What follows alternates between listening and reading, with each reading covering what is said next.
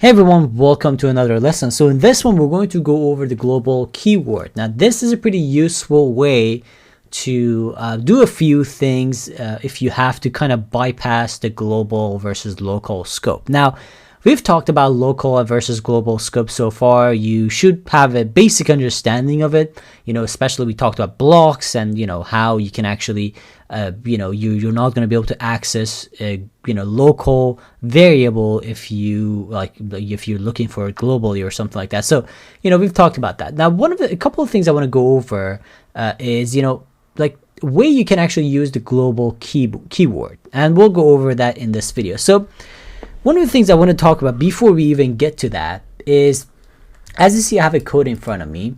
And one of the things I want you to remind you is that I'm going to run this code again. I think we did use a version of this in the previous lessons.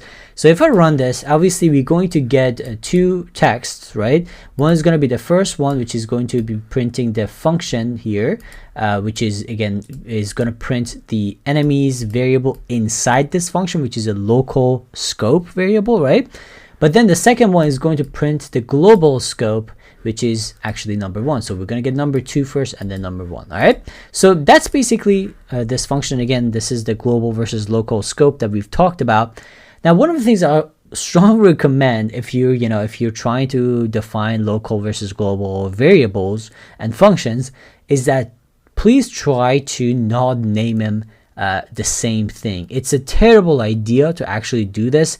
You basically are going to open your program into bugs and a lot of other issues that you definitely don't want to deal with later on. So it's generally, a bad idea, right, to actually do this, to name two local and global variables the same thing. And I'm going to go over a few ways to actually deal with this right now, but in case you have to. But I just want to point that out before we start. So one of the things I want to mention is that if you remember, like when we actually define a variable in Python, we can actually easily modify it, right? For example, I can say enemies right here on a global scope. I can say enemies plus equal 2, right? So if I actually run this, what is going to happen is that we're going to get 3 here, right? So if I just run this, there you go. So we got 3, right? So we easily modified it right there outside in a global scope. So that's pretty easy. But if I actually do the same thing, if I do plus equal inside this function, I see the editor just went crazy, right? Because what is going to happen is that if I run this, we're going to get an error, right? So what is going to happen is that it's going to say it cannot access local variable enemies where it is not associated with a value. So essentially what is this telling us is that I know that you want to add 2 to this value, but you haven't actually defined this value. This value doesn't exist. Again, because one of the things about the things with the Python is that you actually cannot edit a global variable from inside a function or from a local variable. All right, so from a local space, you cannot do that. So that's just one of the things that you're not going to be able to do with Python. So for example, if I want to create a function, right, where this function is essentially going to increase enemies, right? So I get this function, it's going to increase the enemies, cool.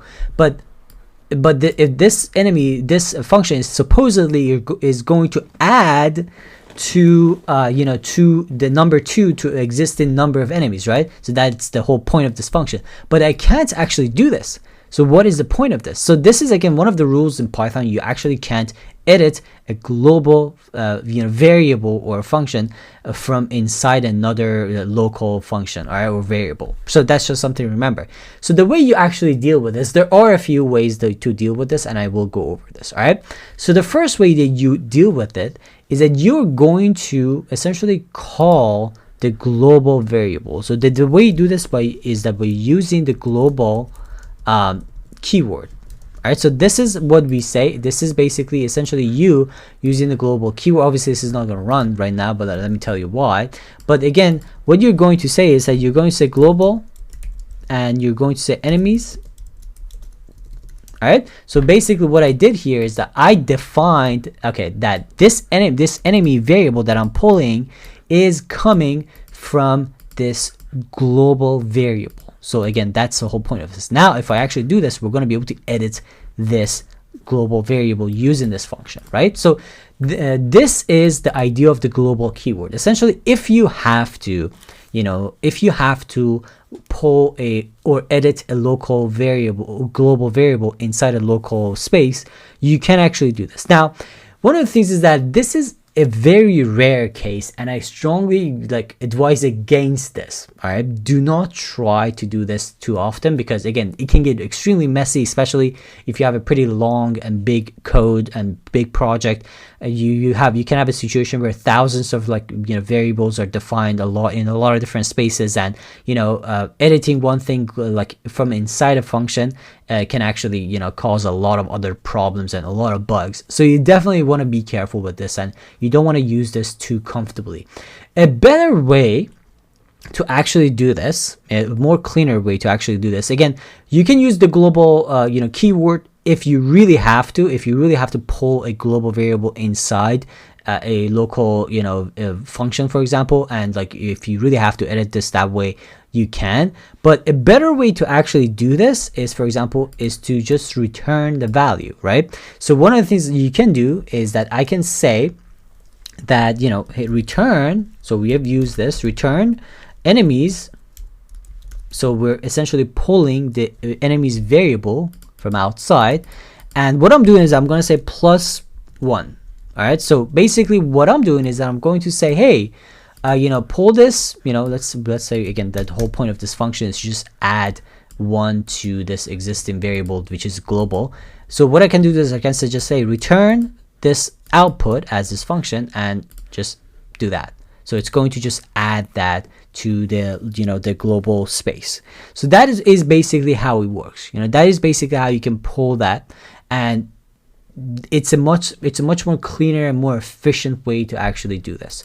So again, instead of using the global, you can actually do that. All right, so that is just something I wanted to point out. Again, a global keyword is something that you can use if you have to pull a variable inside a function locally and edit it, because usually you cannot just edit global variables inside functions, right? So that's one way of doing it.